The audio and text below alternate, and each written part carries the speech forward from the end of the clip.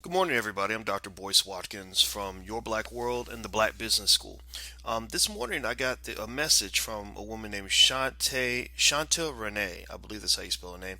And she made a really good suggestion to me, something I hadn't thought to do. She said, now that all this stuff is going on college campuses, with the Missouri situation and the athletes standing up, this is your time to share your experiences, connect the dots, provide context. I'm reading what she wrote here from a faculty and staff perspective to a student perspective. What inequalities exist at all levels of college campuses, professors gaining tenure, doctoral degrees, revenues, the high cost of education, etc.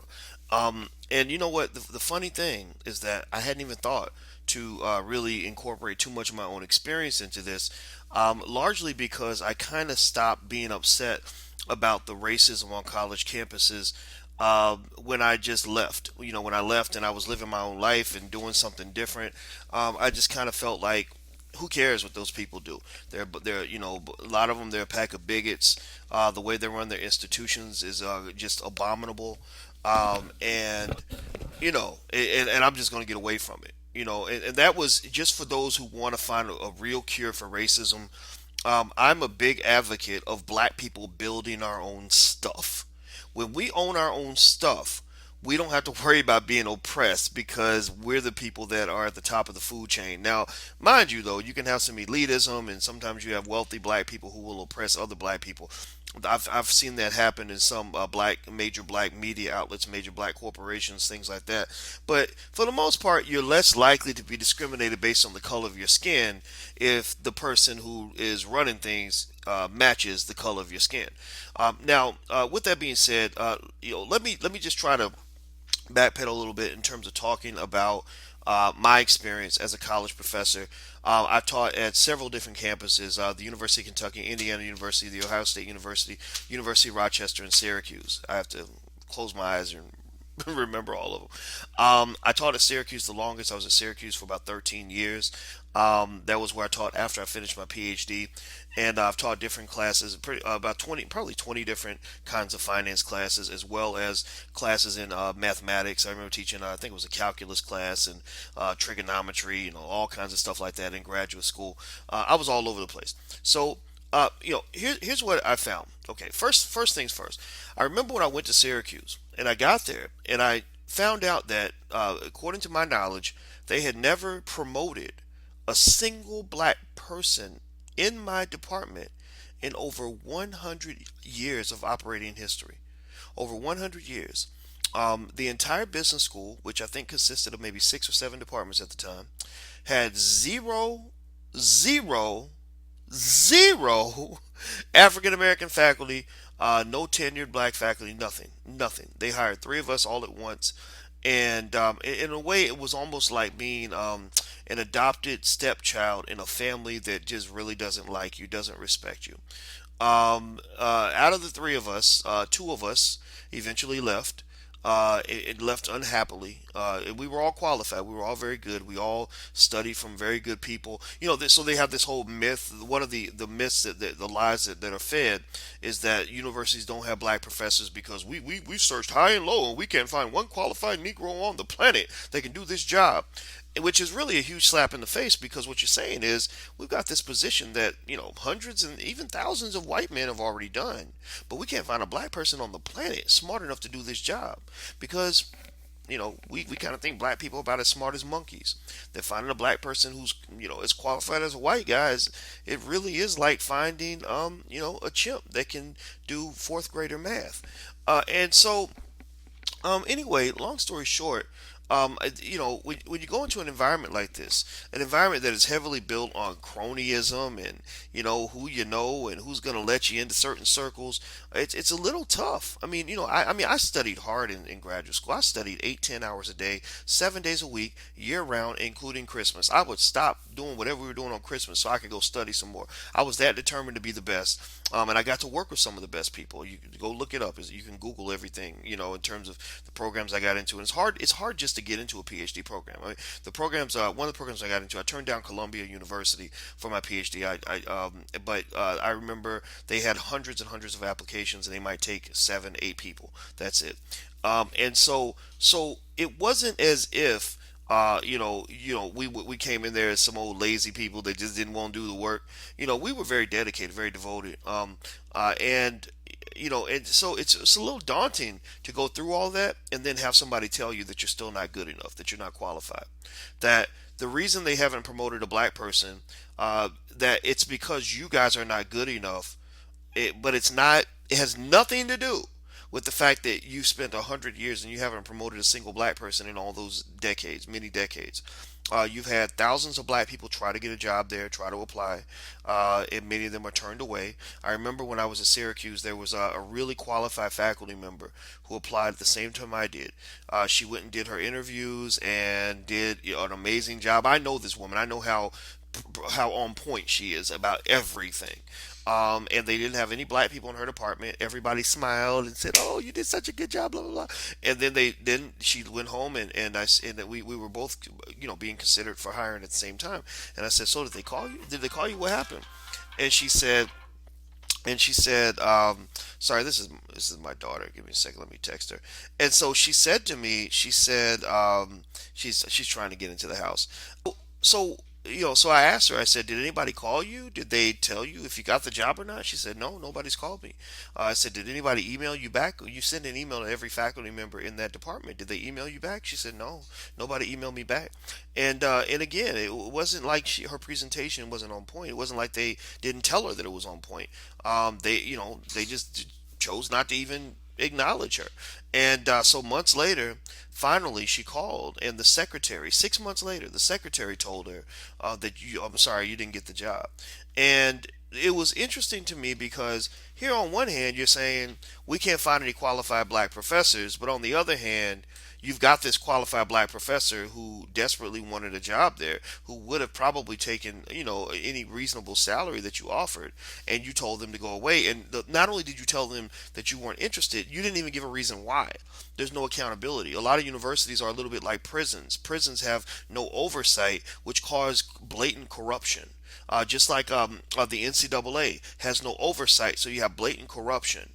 Many police departments across the country have no oversight, so you have blatant corruption. So ultimately, a lot of the trickle down effect that you see that in terms of what happens to black students is really a reflection of the attitudes and racial biases of the administrators and the faculty on that campus. You have a bunch of old white guys and maybe people from other countries who don't necessarily respect black people, who are teaching lots of black people. It even happens at HBCUs. Go to any HBCU you can think of, and go to the business school, and go to the schools of engineering and science. Count how many African Americans you see in the. And I'm not talking about just Africans and stuff like that. Not to say they can't work there, but if it's an HBCU historically black and the students are African American majority, why would you not see African American faculty there? I went to one HBCU and I interviewed there for a position. And I remember, because a lot of people, I get a lot of flack because people will say, "Oh, well, you would never teach at an HBCU." No, I tried. I really did. It's really hard to get into HBCUs. And what happened was, I remember I went to this HBCU.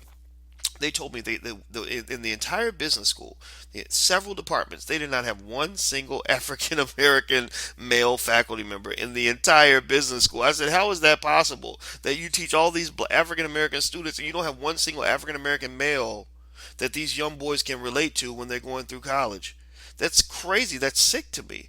And it's not like, again, the myth is that we don't exist, that black male faculty, African American male faculty don't exist. I do exist. Now, mind you, since I've left academia, I'm doing other stuff now. I don't know if I really want to go back now, but I mean, but when I was in it, I tried. I had friends that tried, and the thing is, certain opportunities were not made available to you, especially if you didn't fit a certain ideology. I mean, if I'd really worked hard to assimilate, to basically be just like the white guy guys around me, I probably would have gotten more opportunities.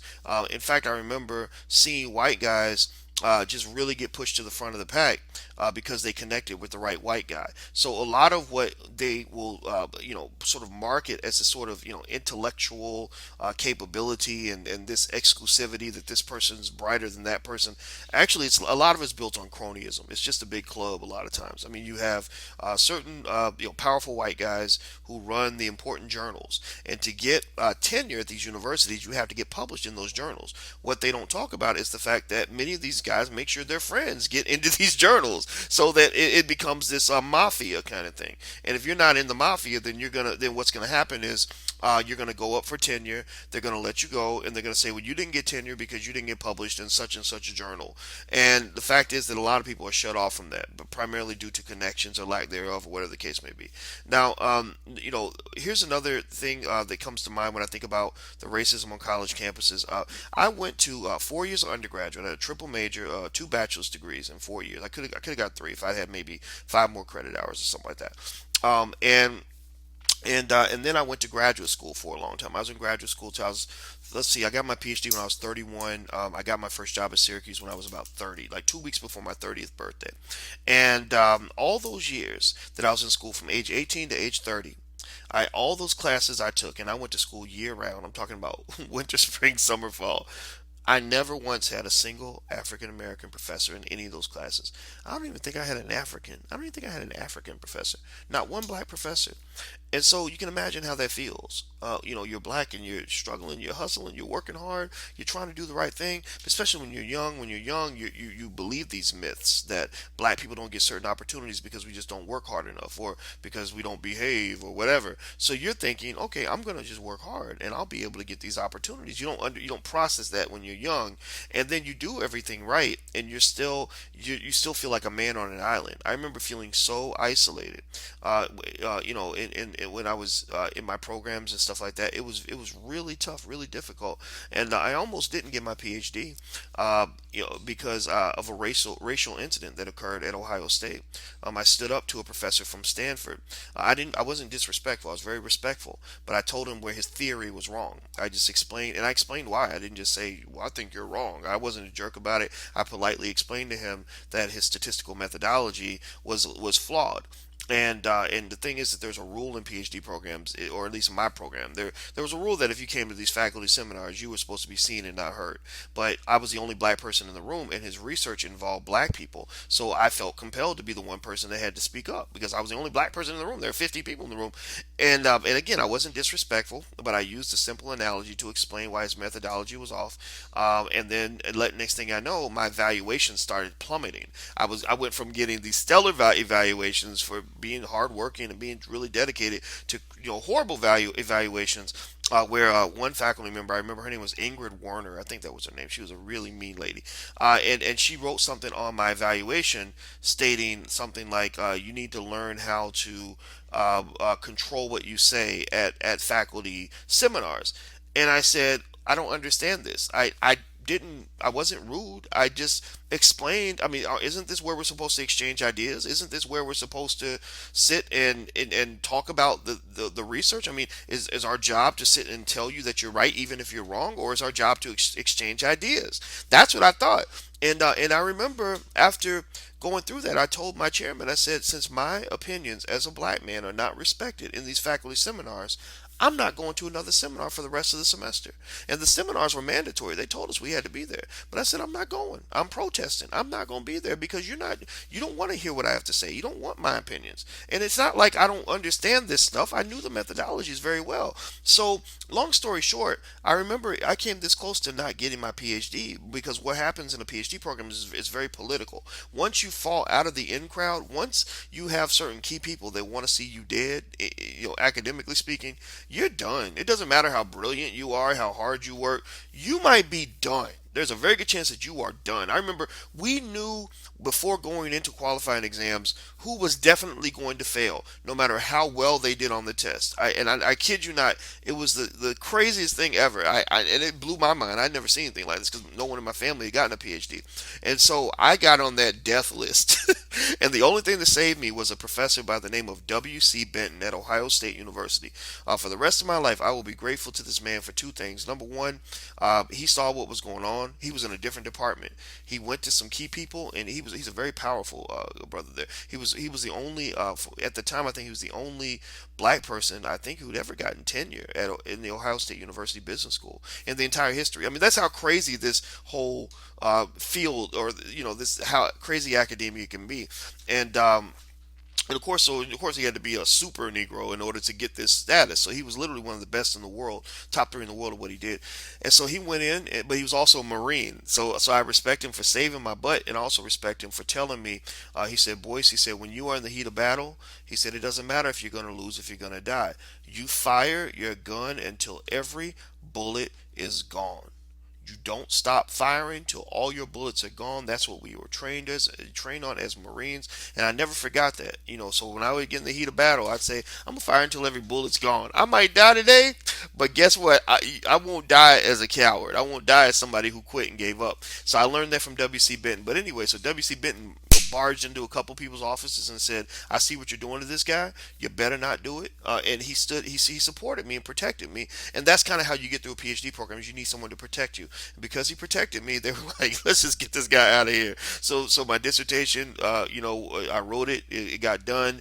They didn't give me a hard time with it. Although of course you get some feedback and all that stuff, and they tell you to change things. But I was able to graduate. So anyway, that was kind of my experience, and it was really traumatic. Now, getting a PhD is traumatic by itself in general, but being black trying to get a PhD in a field that's dominated by white males can be absolutely horrific. In fact, when I graduated that year with my PhD, I was the only African American in the world, to my knowledge, to get a PhD in finance during that year, which was 2002, and that just tells you how terrible the experience can be for black students. It wasn't like I was the only black person who tried to do this. It wasn't like I was the only smart black person who tried to do this. A lot of them got killed along the way. So that just tells you a little bit about what's happening at the faculty level. And I think that when you see students at the University of Missouri and other places engaging in these protests, I believe that one of the fundamental things they want to look at is changing the composition of the people in front of the classroom. I don't believe you should take any excuses. I believe that when you go to the administration and you say, "We want more black professors," you don't let them explain to you why that's not possible. You don't let them tell you why black people aren't good enough. You don't let them tell you why they've tried and they were never a fit. Or you don't want them to tell you why they've got that one black person out of 100, and that should be good enough. That's stupid. That's ridiculous. That's insane. It's literally insane. And in fact, I remember when I went through undergraduate, the reason I got a PhD was because of my mentor, Dr. Tommy Whitler, who's a marketing professor at DePaul University, a brilliant guy. I learned a lot of my theories on consumer spending and things like that. When I'm in the Black Wealth Boot Camp explaining, impulsive buying, a lot of those theories come from conversations with Dr. Whitler, and I remember when I met him, I went into his office because I had just been inducted into an honor society, and he was the faculty advisor for that honor society. And I remember I walked in, or I was walking in to knock on the door, and he was walking out. And because I'd never seen a black professor before, I literally thought he was the janitor. I remember thinking, "Why is he in Professor Whitler's office?" And I said, "I'm looking for Dr. Tommy Whitler." And he said, "I'm him." I was like, "Oh, wow!" And it was great. I clinged to that man because that was the only brother I knew in all of academia. He was the only black professor in the entire business school at the time. I mean, over 90 people teaching in the business school. You got one black person. I think at the time, he was the only black person to ever get a promotion in his department, in the history of that department. I mean, these are the kinds of crazy numbers that you're talking about, that you're dealing with. And it's ridiculous. And it trickles down to students because a lot of these white professors don't give a shit about black students. Excuse my French. I didn't mean to cuss. I apologize. But they don't. They don't. I mean, they mistreat them, disrespect them, isolate them, don't understand them. It's no different from what black kids go through in public schools. The whole rift between black males and white females, that starts at an early age, where black boys are punished and ostracized and put in detention and expelled and suspended over very little things. Every statistical indicator imaginable shows that this is a consistent pattern. So Ultimately, I would say that any students that are trying to figure out how to change their campus, they learn from what they did out there in Missouri. You look at that as a template, you follow that template. Black athletes are hugely important in this whole battle. When we had a protest on the University of Kentucky campus after a black girl was attacked by white students, they put a knife to her throat because she agreed with one of the articles that I wrote in the campus paper. I've been raising hell for a long time. But that's another reason why I had trouble as far as getting jobs and all that is because I've always spoke honestly about race, and you don't get rewarded for that. And I understand that it is what it is. That's why I run my own business. If you want to get away from racism, black people learn to build your own institutions, learn to run your own business. You should study entrepreneurship harder than you study anything else, harder than you study your field, harder than you study that Bible, harder than you study anything about how to assimilate. Study how to build your own stuff so you can feed your own family in case the world abandons you. Because the fact is, racism's real. We achieve little victories here and there, but I don't know how healthy it is for us to simply think that the solution to racism is to learn how to survive in a fundamentally dysfunctional environment. And I don't even know if in our lifetime if those environments are really going to become healthy. I just think that they're going to improve and go from horrible to not so bad. Maybe that's the dream. Let's get to not so bad. So anyway, moving on, we had this protest, and I remember that we wanted the athletes to help us. We wanted the black basketball players to help us out because we're at the University of Kentucky, where basketball reigns, has always reigned supreme. I mean, now we've got great teams at Kentucky that win national championships. We had that back in the '90s. They had it. They had it in the '60s, '70s, '80s, '90s, 2000s, 2010s. It's going to continue. In fact, I've seen basketball players literally get shuffled through the university while barely knowing how to read. And unfortunately, it shows itself later on. You'll see some of them maybe go broke or make bad decisions later on down the line because the universities, that university as well as many others, the athletes are a cash cow. And so the athletes wouldn't help us. They wouldn't help us in our protests. A couple of them would talk to Underground. A couple of them came to me and said, we read your articles in class, but coach doesn't want us reading the articles, because they don't want to, you putting ideas in our head. They would come to some of the rallies, but in terms of really, making sort of a stand the way the players at the University of Missouri did, we never saw anything like that. We were kind of on our own because divide and conquer has been a hugely profitable and successful strategy by those seeking to oppress black people. You just take the most powerful athletes and you put them over here, and you take the rest of the student body and you put them over there, and then and then you don't have to worry about the athletes helping the students because you got them all distracted with the cheering fans, a little money under the table, maybe a little car or two or whatever it is that they give them, just little scraps really compared to the tens of millions of dollars that they're earning from their labor. And next thing you know, and then you throw in a couple threats. Like you get out of line, you're gonna get kicked off the team, you won't get to play, and that's hugely that's hugely impactful on somebody who has identified himself solely as an athlete. When really athletes are meant to be much more. I mean, if you want to understand templates of what a great athlete looks like, go back to Jim Brown. Look at Muhammad Ali. Those are real athletes. Those are real black men. Those are men who said, "Yeah, I can dominate you on the field or on the court or whatever, but I'm gonna also win battles in life." I'm also going to use my power to reconnect to my people so that I can make the world a better place.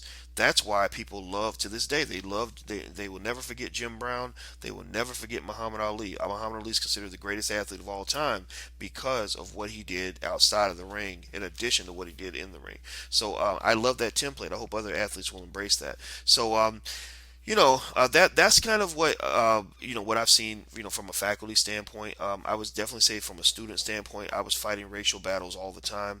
Um, I know that I remember somebody putting the N word up on my bulletin board when I became a resident advisor, because I put up instructions for everybody and they didn't like it, so they put the N word up. And I remember a professor who would I had a white guy that sat next to me who was a friend of mine, and we literally would both turn in our tests and have the same answers. But they were essay tests. We have the same answers. He'd have an A, I'd get a D minus, and I didn't. And I remember being so mad. I remember boiling at this guy, so mad at him, and because every other class I had an A, in his class I had a D, and he was an old 80-something-year-old white guy, and when I tried to talk to him about the test, he literally slammed the door in my face. And I remember I went to the academic ombudsman. I mean, this is just stressful stuff. So I remember fighting, going to the chair didn't do anything. Went to the dean didn't do anything. Went to the academic ombudsman. Finally, he gave me the option of taking my final exam in another class. And I said, okay, so what does that mean? He said, well, if you want to do this, you've only got a week before the test, but they use a whole different textbook, and if you want, your whole grade can be based on the final. I said, well, I got a D minus in this class anyway, so I might as well make the final my entire grade. And also, I said, I know this stuff's so cold, I will take any test from anybody, and I guarantee you, I'll get an A. And so, but the problem was that they'd been studying entirely different material the whole semester, so I literally had to read 350 pages and learn them in preparation for this final exam. And I went into this test, and there were 50 questions. I missed two. I got a 96, and I remember feeling vindicated. I remember saying, haha, I showed you. But now I look back on that, and I'm proud of what that 19-year-old kid was able to accomplish. But I look back on that and I say, should it have been that hard? Should he have had to go through that much in order to survive in his environment? I say the answer is no. So ultimately, this whole model of black people having to work twice as hard to get half as much, that's kind of that's this sort of our way of accepting racism and sort of saying, okay, well, it is what it is. It's the way it's going to be. So let's live in the mud and just find a way to be comfortable living in the mud. I don't believe we should live in the mud. So two things. Number one, if you are part of these institutions, I say keep fighting, keep bringing up these issues. Understand though that when you bring up an issue, you're probably not going to be the one who is rewarded for taking the stand. Institutions in general want to get rid of the troublemaker.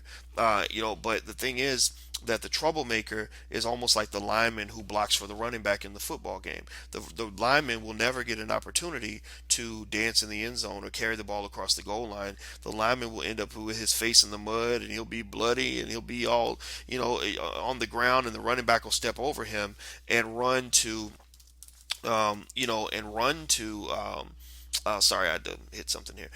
He's going to run to the end zone after stepping over the lineman after he blocks for him. But if the lineman is truly committed to the team winning, then he'll make that sacrifice. So the person who takes the stand is probably going to get taken down. It's really honestly, I used to be offended by this, but truth is that that's just kind of how things work.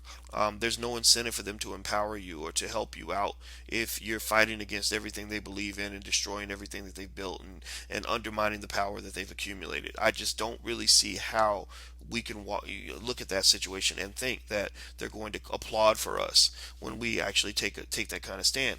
But the good thing though is that when you are that person who brings awareness to an issue, it causes people to become self-conscious. They start talking about it. When I was at Syracuse University, you can go Google it.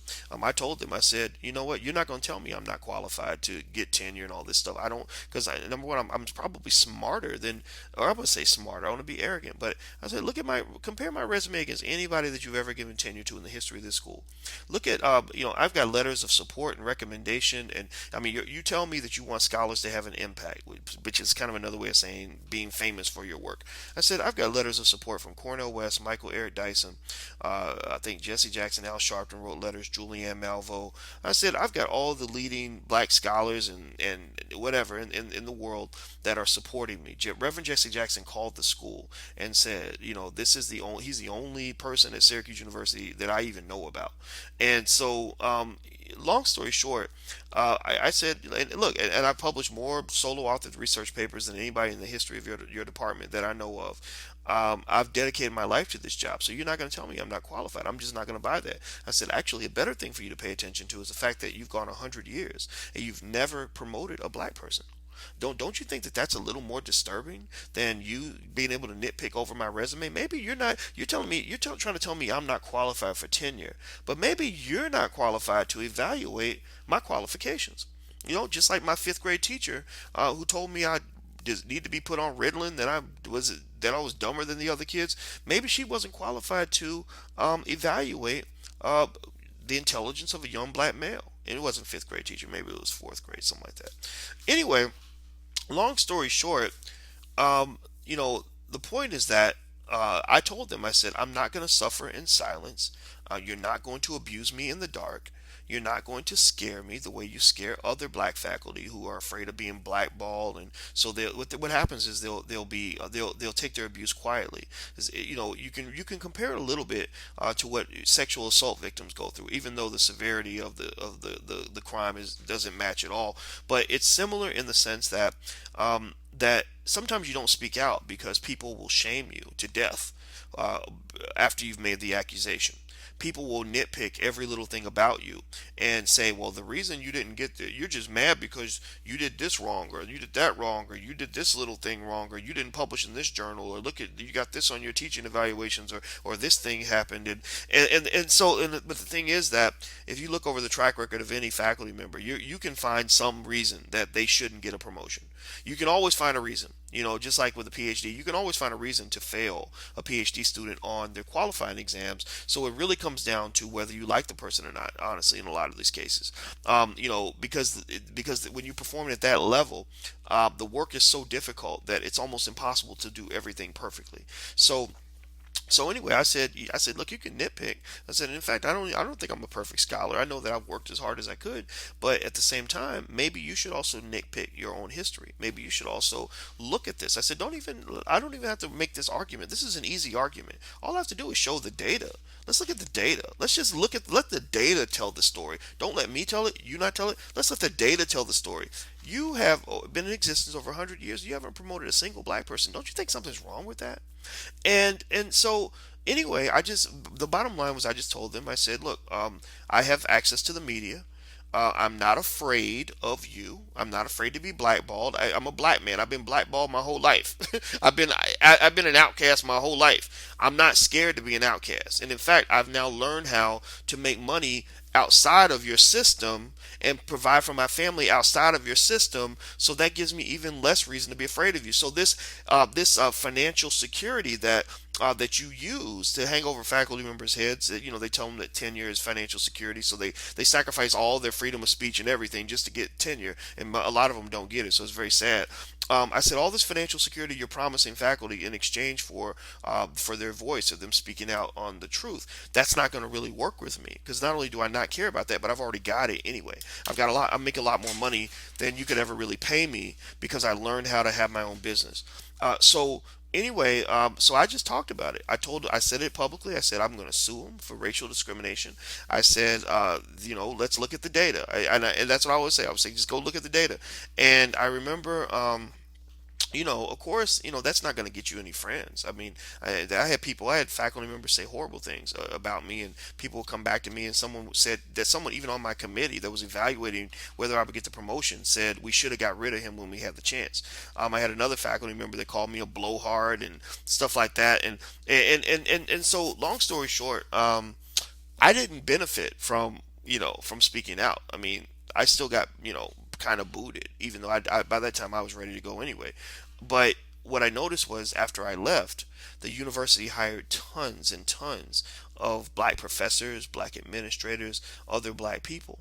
And I don't disconnect their hiring decisions from the fact that in public I was calling them racist. I was saying, these people are racist. Look at the data. Look at their track record. Don't ask me. Look at their track record.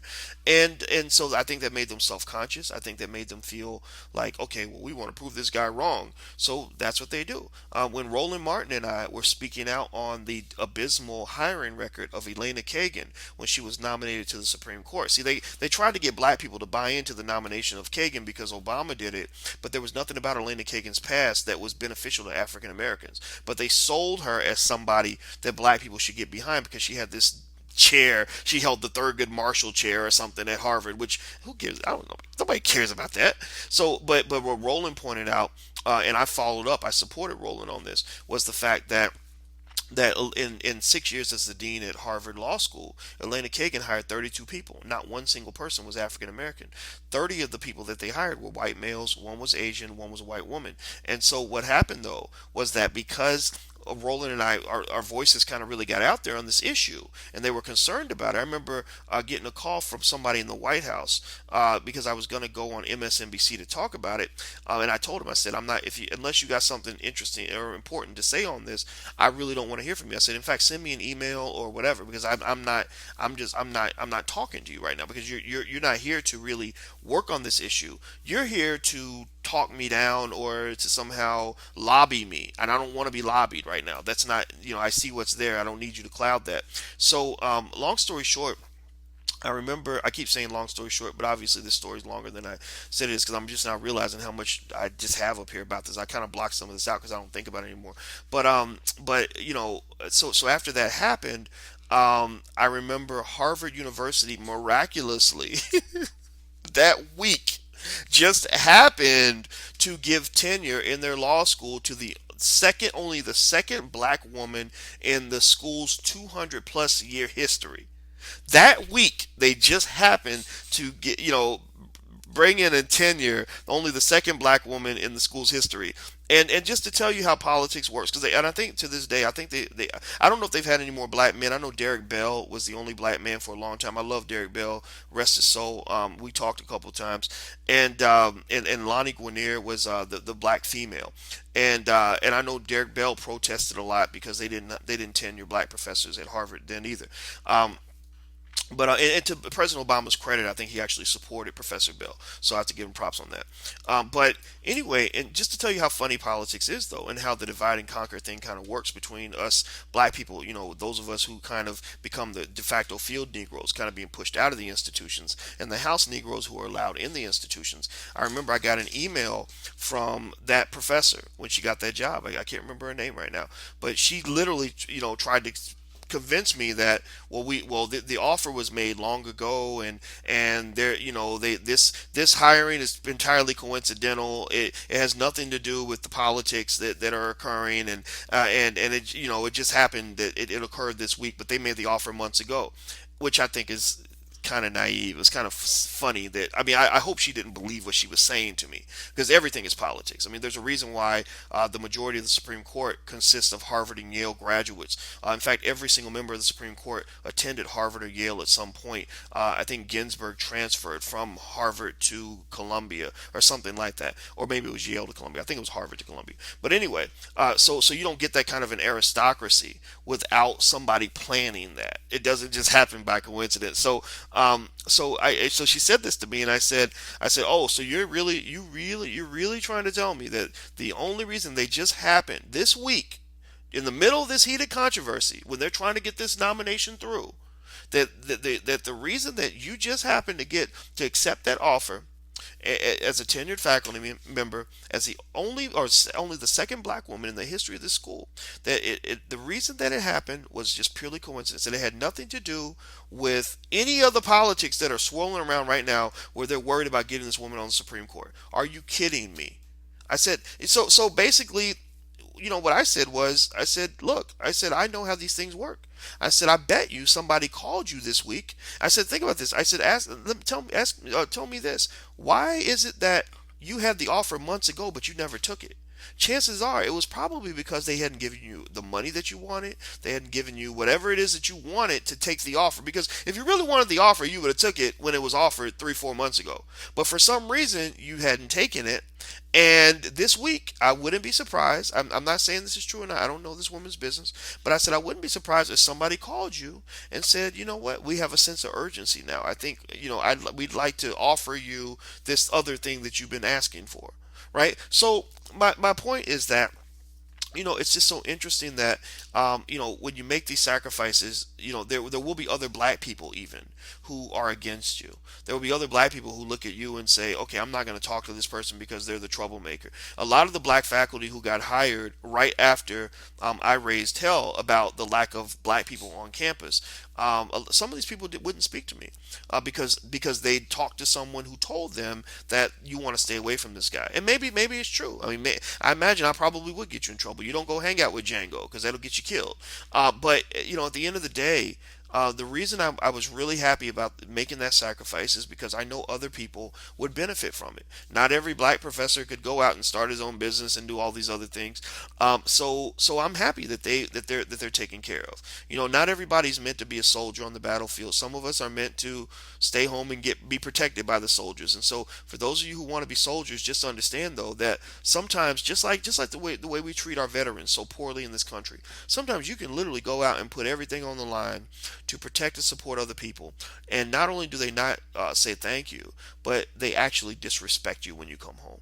And that's what we do to veterans in this country. And that's what's going to happen when you're a black person who truly fights for the freedom of black people. You will run into tons of black people who just don't get it, who are brainwashed, who believe the myth, who think that the reason no black person before them ever got this job is because we're all just a bunch of lazy Negroes who don't want to work. You're going to have black people who think that way, but you got to make the sacrifice anyway. But don't make the sacrifice for you. You got to make the sacrifice for your community so that other people can benefit. But ultimately, as I said, the place for a free black man or free woman is outside of white institutions. I'm not saying that you can't function within them. I'm not saying that you shouldn't work with them. I'm not saying that you shouldn't do business with them. But part of the reason that black people receive so much disrespect from white people and so much disrespect in white institutions is because we have no institutions of our own.